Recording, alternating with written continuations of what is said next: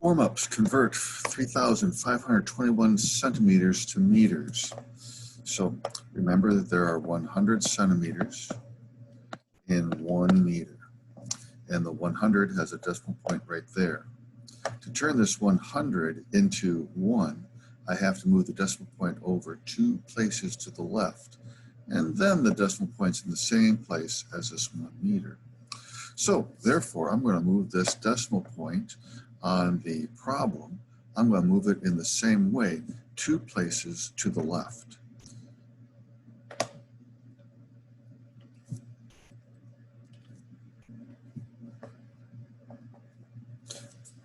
Number 2, convert 0.82 grams to kilograms. I remember that there are 1,000 grams in 1 kilogram. And right now, the decimal point of the 1,000 is right there.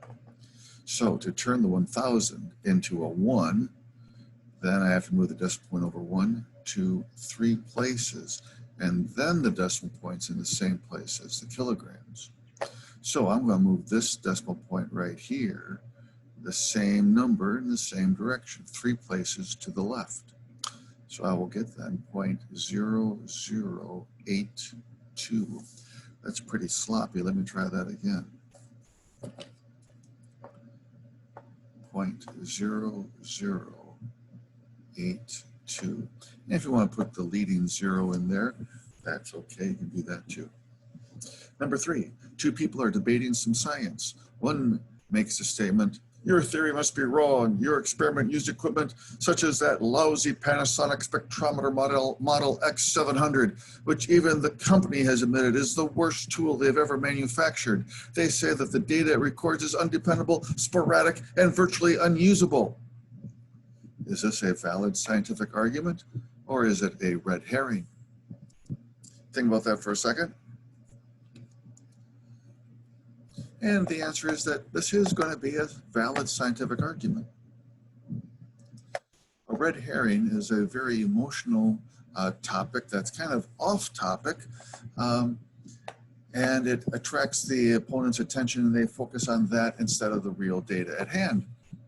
Well, this statement here is indeed kind of emotional. It uses some pretty strong language. However, the strong language is pointed right at the data, and it's saying why the data is good, or more particularly, why is it bad? And so this is valid. Number 4, use the equation 2 times A plus 4 times B, and the equation B equals 3C plus 1 to derive a new equation with A all by itself on the left-hand side and C on the right-hand side. Okay, so right now I have an equation with A. I want that. And I have an equation with C. I want the C. But I need them to be in the same equation. And so thankfully what we can recognize is that we have a B in both cases. And so what we're going to do is we're going to put what the B is equal to. Now let's redraw this just a little bit. B is equal to 3C plus 1. And so therefore, we're going to be able to put that expression, 3C plus 1, into the first equation in the place of the B. So we will have then 2A plus 4 times. Now instead of the B, I'm going to put in this 3C plus 1.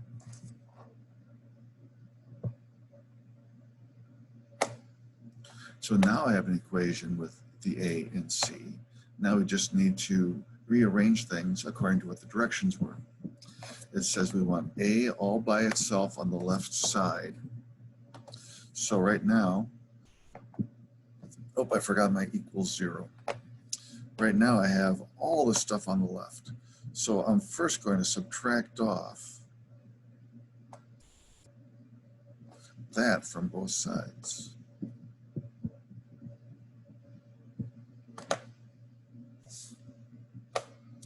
So what I would get then is 2A is equal to negative 4 times 3C plus 1.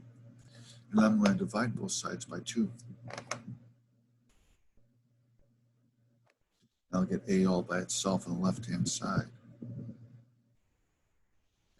And let's see here. We have negative 12C minus 4 all over 2. I got that by multiplying through the parentheses. And now I'm going to divide, and I'll get A is equal to negative 6C minus 2.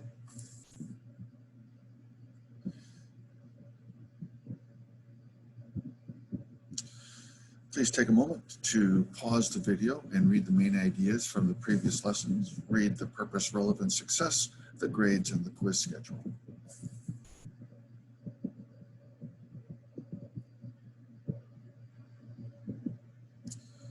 Okay, this says main ideas. That's wrong.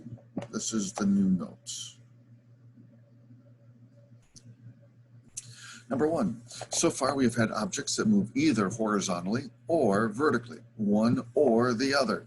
Now we will have objects that move at angles. We need to break the angled velocity into what's called components. The V sub x is the horizontal component. In other words, that's how fast the shadow is moving across the ground, assuming the sun is straight above, of course. Vy is the vertical component. It's how fast the object is changing altitude, either up or down. But I think all of our problems, it's going to be downwards. So we could have an object going at a very slight angle like this, in which case the Vx would be drawn like this, and the Vy would be drawn like this. I expect that you've done something like this in your algebra classes in the past.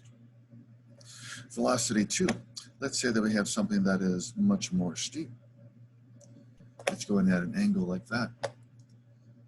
In that case, the Vx, V sub x, V subscript x, the x component, the horizontal component, we could have all of those words for it. Vx is that side of the triangle, and Vy is that side of the triangle.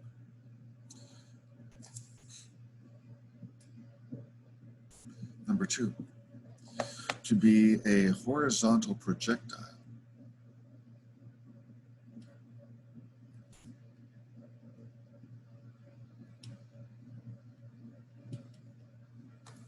means that an object is initially moving only horizontally, but then it leaves the edge of a surface and becomes airborne and falls in an arcing path called parabolic motion. So imagine a ball rolling over a tabletop, and then it reaches the edge and then it falls off. So initially it's going only horizontal, but then it leaves the tabletop and then it arcs downwards. Our two initial velocity components, Vx the X component, how fast it is rolling across the tabletop. That's always going to be given in the story problem, and it never changes. Even after it leaves the table and starts to arc, the shadow is moving across the floor just as fast as the marble is rolling on top of the table. Vy, that's the change in altitude, is initially 0. As it's going across the tabletop, it's not rising or falling at all. It's only going at one steady altitude above the ground. So initially it's 0. The velocity up and down, the change in altitude is 0. Initially, as it's rolling across the table. But then it leaves the tabletop and it grows steadily as gravity pulls it down and it falls in the arcing path. Okay, draw the X and Y vectors and also the actual velocity at the last moment on the ground. That 1 should be gone. The last moment on the ground. So here we have a cliff. And let's say that we have a car. It's going to be driving off the cliff. So at the very last moment, right here, the last moment that it's on the ground, its velocity is entirely in the horizontal part, the X component. So we have Vx only. There is no Y component of the velocity. It's not rising or sinking at all. So the Y component is 0, nothing. It doesn't exist. After 1 second of flight,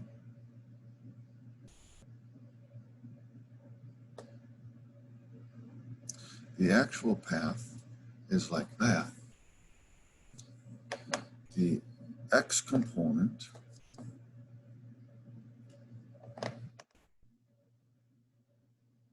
is that, and the Y component is that. Notice that the Vy is smaller than the Vx.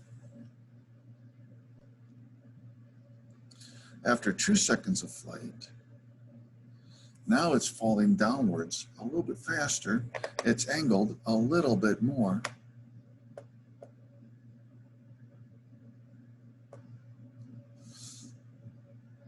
So the angle is greater as it arcs downwards. The Vx will be the exact same as before. The shadow is moving across the ground at the same speed. However, the Vy is now much bigger, and so I show that as a longer line. Number 5, the horizontal motion of a falling object does not affect the time of falling.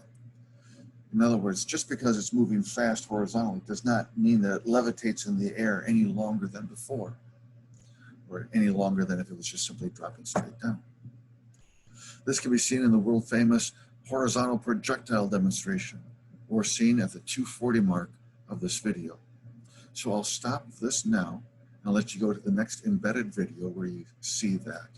The video is kind of on the longer side. You can fast forward right to the 2 minutes and 40 second mark and you'll see the exact part that I want you to see.